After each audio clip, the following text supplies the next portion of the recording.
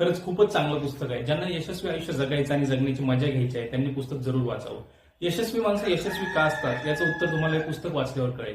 लेखकाने ज्या सवयी आणि नियम सांगितले आहेत त्याचे जर आपण जिद्दीने पालन केले तर एक सुखी, समृद्ध आणि निरोगी आयुष्य आपण नक्कीच जगू यात शंका नाही. आनंद हा माणसाचा स्वभाव आहे. या आनंदाचा व पहाटेच्या सौंदर्याचा साक्षात्कार पहाटे लवकर उठल्यानंतर आणि निसर्गाच्या सहवासात गेल्यानंतरच तुम्हाला मिळणार आहे. मी तर म्हणेन की तुम्ही प्रथम दुःखी होणे, निराश होणे थांबवा.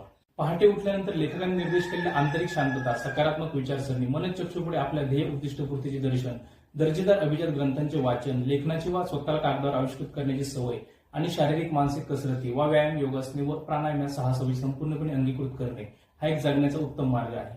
प्राणी, झाडं, पक्षी आनंदाने गात असतात, विहार करीत असतात, अगदी मुक्तपणे.